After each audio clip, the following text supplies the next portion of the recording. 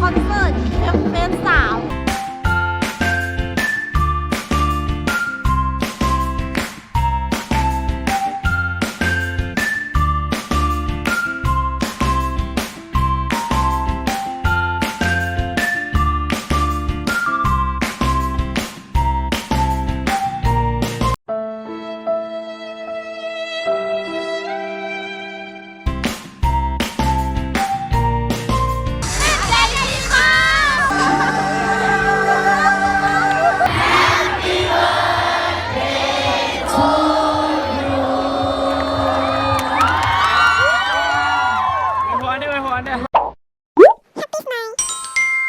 สบายดีเขาก็แฮปปี้สมายดาวเคย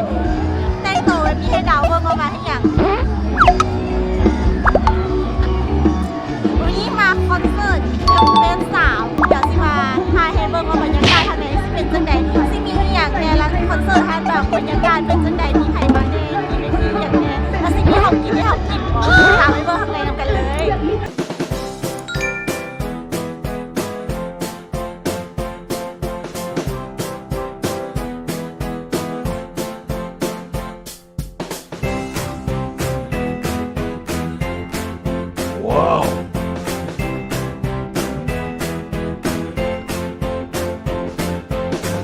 ตอนนี้เขากำลังมาทางไหนแล้วว่าที่ไปเต้นหรือว่าที่ไปคอนหน้าเวทีนะคะว่าที่เราเป็นของเขาในหนึ่งก่อนเพราะว่าเดี๋ยววงแข่งเต้นเดี๋ยวเป็นเรื่องของกินกันเลยเราอยู่ห้างแสงลาวซื้อมากินซี่โครงเลยเอาไว้แรกมานี่ต้องแลกคูปองก่อนค่อยซื้อได้ซื้อเงินสดบ่ได้แล้วไปส่งวันนั่งกิน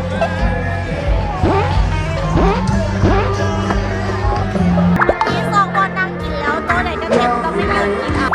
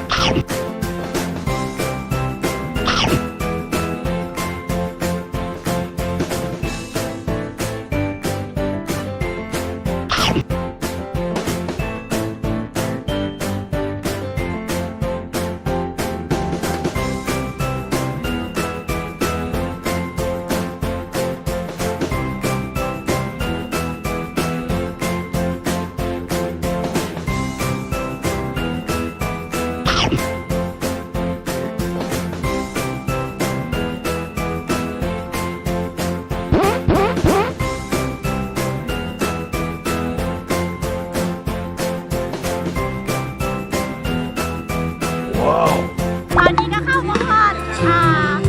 เป็นทีหลังแล้ว ตอนนี้เป็นช่วงของนักร้องเราคือไอ้โซโซมิลาโคเขากำลังร้องเพลงเธอวิธีเนาะเดี๋ยวจะให้เบอร์ไอ้โซโซก่อนเพราะว่าคนไทยต้องการต้องเริ่มต้นกับเราด้วยกันไป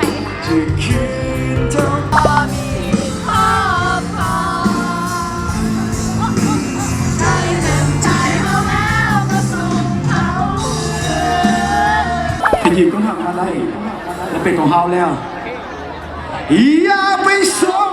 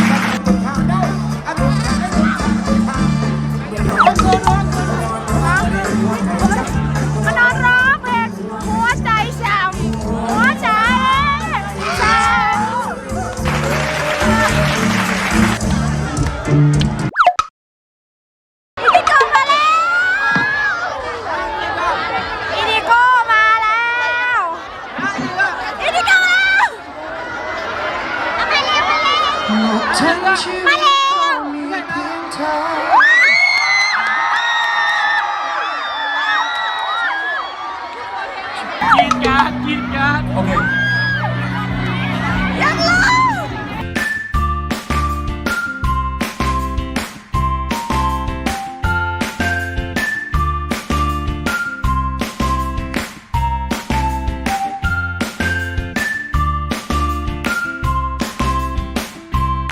ความรักที่เกิดขึ้นแค่ชั่วคราวกับใครบางคนนะครับผ่านเข้ามาให้เรารู้สึกแล้วเขาก็เดินจากเราออกไปแสนไกลในเมื่อมันมีหนึ่งคนที่จากมันต้องมีหนึ่งคนที่เจ็บใช่ไหมครับเพื่อนๆครับใครที่มีโมเมนต์แบบนี้อยู่นะครับมาช่วยกันร้องเพลงนี้ไปดังๆนะครับผมเพลงนี้มีชื่อว่าแค่เราไม่ได้รักกันครับ หักดีเว้ยหักดีเล่น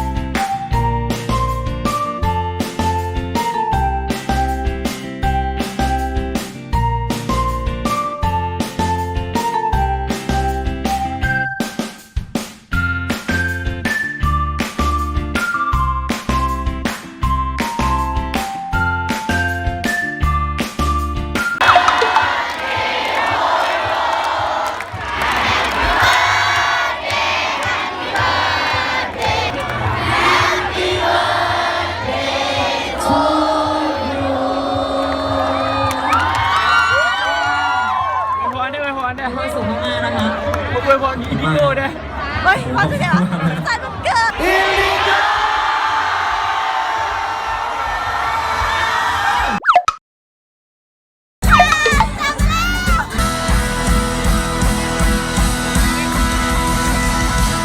สบายดี วันนี้สมบูรณ์แล้วจะลุกเป็นไฟ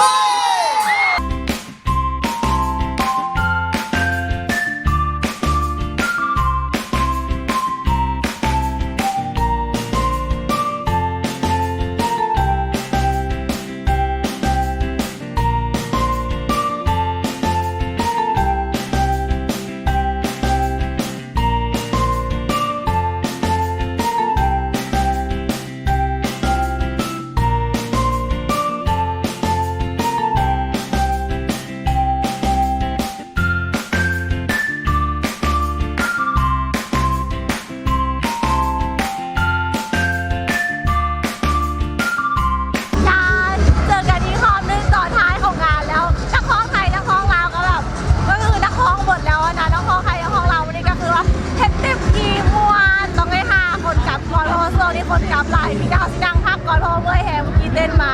แล้วจังเลยการเสี่ยงภาพบรรยากาศรวมๆหน่อยนึงมาให้เบิ่งแล้วก็อย่าลืมกดไลค์กดแชร์กดซับสไครต์เยอะเลยบ้า